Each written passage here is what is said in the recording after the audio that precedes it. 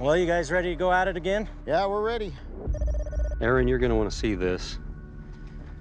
This is what came out of your tank, this material here. It's rather brittle. Out of the spoils that we went and dumped over there? This came out of the pit? Yeah. Yeah. Any chance this could be coming off of your equipment? There's no way it would come out of the drill. Well, I say we get at it and see if we can get you past that point. Yeah, let's see if we can break through there. How far back are we? We are about 311 foot. Okay. And you're still hitting up against that? Yeah, still hitting up against it. Okay.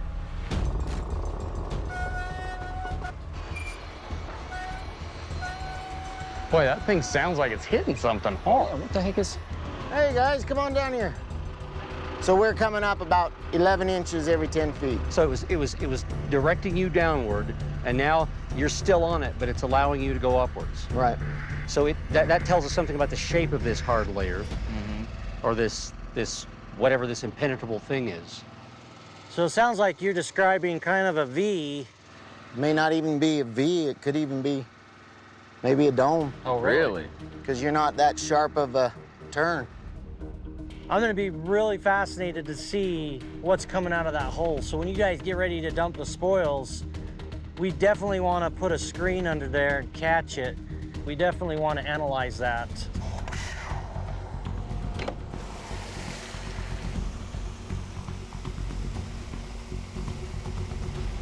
There we go.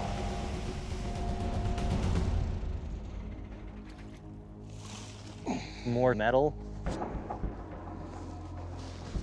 Check this out. Wow, look at all the metal. Hey, there's one right. And some of it's fairly... Look how much of this stuff is in this little spoils pile, right? So there's no telling how much of this metallic crap there is still in that hillside.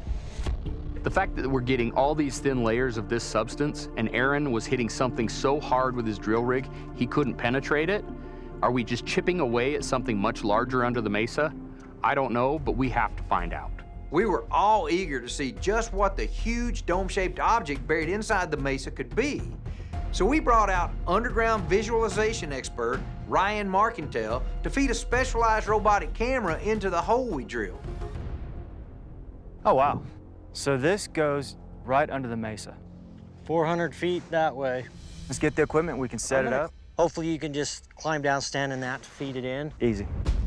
The robotics that we use are really designed for confined spaces. Great to use in purposes like this.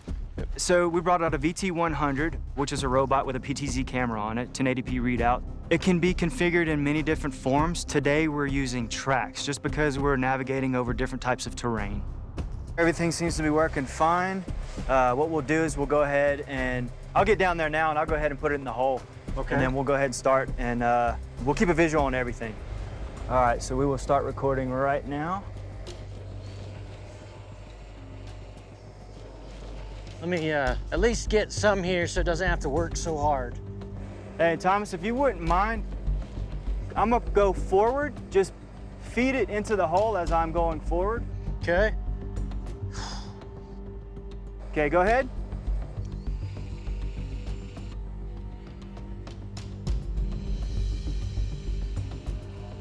Tracks are moving fine, Thomas? Oh, yeah. Oh, there we go.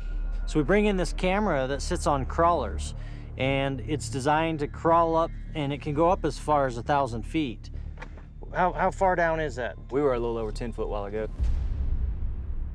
I'm actually looking right now at what looks like a great big boulder that looks like it may have actually fallen right over that opening. You see what I'm talking about right there? Oh, yeah. That's a big rock. That is a big rock. That's a big rock. What are the odds of one, which almost looks like a perfectly round boulder, going and covering up that opening? Gosh, this ranch. It's odd how you say it's very cylindrical. That's so odd. It is just like it's been plugged It up, almost though. looks like it was just a plug that was stuck in place there. Hey, Dragon, Tom, you guys copy? You want to get it? Yeah, Travis, go ahead. Have y'all found anything up there yet? We just found a great big boulder, almost perfectly round, that fell down and blocked the entrance. Now that's a little bit crazy and suspicious. Just what the hell could be in this mesa, and what is preventing us from finding out? We'll get it. It's just, by these means, it's not gonna happen today. Let's get this stuff cleaned up and get out of here. Thanks, Ryan. Oh, thank you. I appreciate Appreciate you it. guys.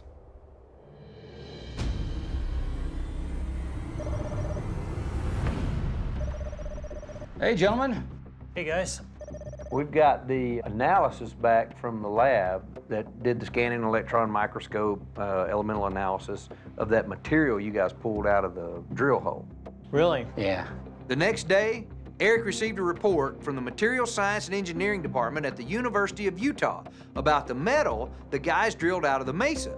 So we all gathered in the command center to review it and see what this huge dome-shaped object might be made of. The data that they gave us from the elemental analysis, it's really interesting. On one side of the material, there's tellurium. And on the other side of the material, there's europium. Tellurium is a semiconductor material that is used in solar panels. The europium, it's been experimentally measured that under certain circumstances is a superconductor. Really? Yeah. The elements found in this metal from deep inside the mesa has properties just like those of a semiconductor and a superconductor, which are both used in modern-day electronics like computer processors, MRI machines, electronic vehicles, radios, and even smartphones. But why is it here on Skinwalker Ranch? Now, what's interesting is tellurium is the second most rare element on the planet. Same goes for europium. It is actually one of the most rare elements on the planet also. That's interesting. Wow. Those things have specific uses. Both of those materials are used in developing modern quantum computer systems. So it sounds like we're looking at a structured material, like as if it were perhaps deliberately structured. At least that's what I'm reading into what you're saying. And well, how else do you get one of the elements only on one side and one of the elements only on the other side? Mm-hmm. Well, that's a lot of information to digest. You know what? Are we hitting something that we're not supposed to be finding? Is there more at play here than that? Is it, gosh, if we want to go crazy, some sort of a craft or something like that that was put in there that we're finally hitting into that was never supposed to be discovered? I don't know. Let's not forget, we have been told many, many stories about these deep caverns, the hill opening up and a ship flying in. But there's so many questions. Why only one element on one side? Why one on the other? Why is it so wafer thin? Why the hell's it in our mesa? I mean, there's so many questions that opens up. Well, looking at what we've got in our hands, I want to take these samples to a metallurgist. I am hopeful that we might be able to take samples like this and put them in front of someone who does this work and ask, have you seen this stuff? Good idea. Let's do that. Okay, let's do it. Let's do it.